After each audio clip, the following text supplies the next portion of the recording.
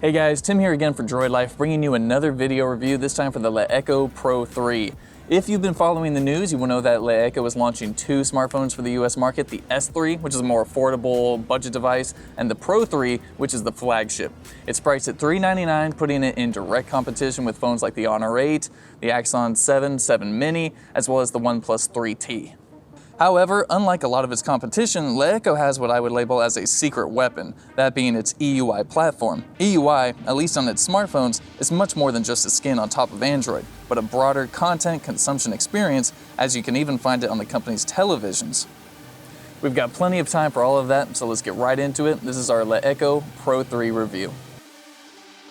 Speaking purely about the phone, on paper it sounds pretty great. For $399, you're getting a 5.5-inch Full HD display, Snapdragon 821 processor, 4 gigs of RAM, 64 gigs of onboard storage, single bottom-firing speaker, capacitive buttons, then a 16-megapixel rear-facing camera, 8-megapixel front-facing camera, fingerprint reader, monstrous 4,070 mAh battery, and Android 6.0 Marshmallow. As for things you're going to be missing, that's water resistance, expandable storage, wireless charging, stereo speakers if you're concerned about that sort of thing, and a headphone jack.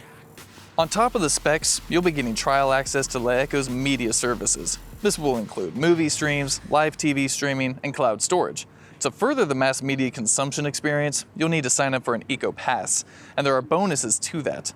When signed up, you'll get trial access to DirecTV Now, 5 terabytes of cloud storage, as well as Le Mall privileges, which are exclusive deals on products and services from LeEco. When you first get the phone, you get 3 months of Eco Pass for free, but after that, we aren't quite sure what happens. LeEco hasn't really divulged too much in terms of how much it's going to cost. So I think the reasoning behind that is because LeEco is still sort of adding new services, new features to the service. So once I think they're done testing the waters, we'll have a better understanding of how much everything's going to cost. For design, the Pro 3 is very metallic and gives off that heavy, premium in-hand feel. For a $400 phone, this is a very good thing. In fact, I'd say there isn't much to complain about in terms of the design or hardware. The fingerprint is just where I like it on the backside, all the power and volume buttons are easily reachable on the sides, and who can resist a super glossy, golden smartphone? On the downside, I would say that the fingerprint reader isn't all that responsive. It's one of the slower kind of to recognize that I've placed my finger on the back than a lot of other phones.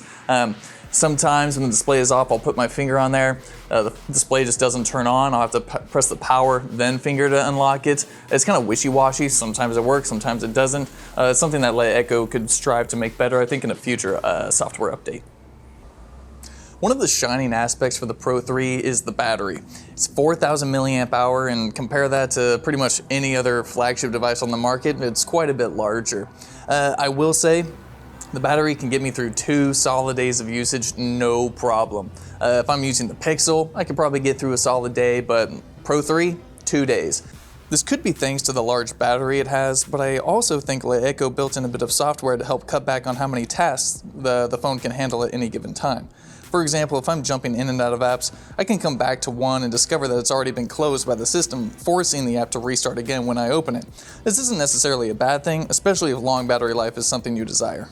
To get a better feel for the EUI platform as a whole, LeEco sent over one of its LED TVs to test alongside the Pro 3 smartphone.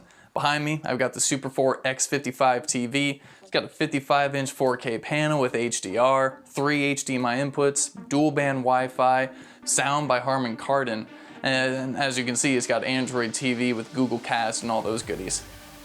The TV itself is gorgeous, sporting an extremely thin, minimal design. For design, it's pretty similar to the high-end TVs you would see from LG, Samsung, and Sony. Given that it is 4K, when watching 4K content from Netflix and YouTube, the picture is very crisp and color saturation is well balanced. As for the Android TV side of things, Google's TV OS powers the whole operation. When you first turn on the TV, you get the typical Android TV experience with access to Google Play, Netflix, and any other apps you may want to download. On top of that, LeEco has built in its EUI platform, meaning you have access to LED TV, so you have the usual TV and movie streams that you're used to seeing from the LeEco Pro 3 smartphone. LeEco also built in a feature called Smart Link. With Smart Link, if you own a LeEco phone, you are able to double finger swipe up from your phone's display and it will cast what you were streaming on your phone to the TV. You can also press the Smart Link button. LeEco TV buyers will have trial access to DirecTV Now, so it's not a bad package for cord cutters. On the downside of the TV, I have run into one issue that many other people may run into if you pick up this TV. And given that this is LeEco's first step into the US television set market, I was unable to get Comcast sort of universal remote to work with the TV. We're talking like power, volume up.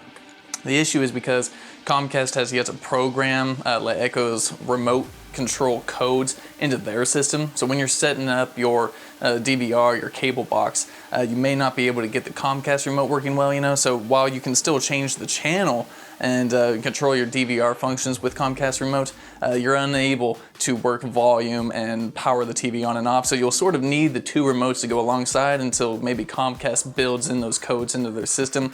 You know, it's sort of like it's a nitpicky thing, but it's nice to only need to use one remote. So if you intend on picking this TV up, be aware you may run into that issue. For the Super 4X55, the price is $899, which is pretty comparable to other TVs of this caliber, maybe a little bit more expensive. If you're in the market for something a little bigger, like a 65-inch from LeEco, you'll be looking at around $1,400. While LeEco delivered a really nice device in the hardware department, there's one area that pained me a lot of times throughout my usage of the phone, and that's the software. As I've mentioned before in past videos, the idea of relearning how to use Android is not something I enjoy doing.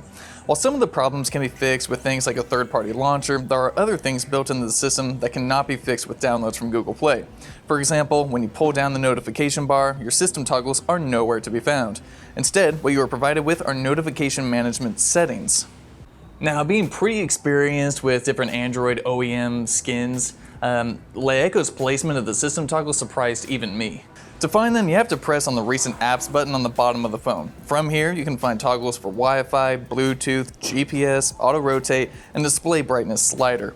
You can also find shortcuts for the camera, calculator, flashlight, and an infrared TV remote control access. Now, to be clear, where LeEco places system toggles is not a deal breaker for me, but it's little things that add up to a sometimes frustrating experience for software. In general, I feel that the EUI skin really hinders what could be a very snappy performing phone. When diving in and out of apps and switching between apps in the Recent Apps menu, I'm constantly met with slight stutters and what I can best describe as hiccups in performance. Considering this phone has the latest Snapdragon 821 processor and 4 gigs of RAM, I must say I was expecting a much smoother software experience. Another area of the phone I wasn't all too impressed with was the rear-facing camera. It is 16 megapixel f2.0 with phase detection autofocus, as well as dual-tone flash, but from the pictures that I was snapping, I just didn't come away all that impressed with the quality and the sharpness of the images. To me, there tends to be a lot of distortion, noise in low light, and poor color accuracy. When playing around with the HDR mode and taking your time, great shots are achievable, but if you are in a scenario where timing is crucial, you may miss that shot. To compare this phone's cameras to others in the same price range, I would say it's not quite as good as the Honor 8, but sort of similar with regard to my color accuracy comment. The software, on the other hand, is much like you will find on other phones. There are HDR settings, tap for autofocus, filters to play with, shortcuts to your gallery after you snap a shot, 4K recording for videos, and much more. In the future, once an update rolls out, I could see LeEco touching on the camera software just a bit, maybe to increase the quality of the pictures you snap. Since LeEco is new to the US market, we aren't quite sure where to pin them in terms of software updates. Will they be fast? Will they be slow? It's really anyone's guess at this point. To be a little bit realistic, considering LeEco builds on that EUI platform on top of Android, it could be a bit of time before they really start pushing updates out, and because they have to build all those features on top of the existing OS. So our only real hope is that LeEco is completely transparent in terms of the timing of updates and things like that. If you're interested in buying the Pro 3 from LeEco, you could probably find one at your local Best Buy or Target, or online via Amazon or Letmall. Regardless of where you go, it's probably going to cost $399, and for all the features that EUI offers and maybe more goodies that LeEco will throw in the future, that doesn't seem like that bad of a price. Now, do I think you should go out and invest in LeEco's ecosystem ASAP with the Pro 3? Not quite. If it was me, I would probably hold off a bit until LeEco receives a bit more US user feedback in terms of how they can improve the software and performance on the device. For this price, I would still recommend the OnePlus 3 or even the Honor 8, simply because the software and performance on the Pro 3 leaves a lot to be desired. However, with this phone, you will be seeing a great battery life with that 4,000 milliamp hour battery, plenty of streamable content from LeEco, and who knows, LeEco may throw in more goodies with EcoPass and all that stuff down the road. So if you were thinking about this device, there's a lot of stuff to look into, and there's some stuff to be pretty happy with too if you decide on picking one up. That's it for this one. We'll see you in the next one. Peace.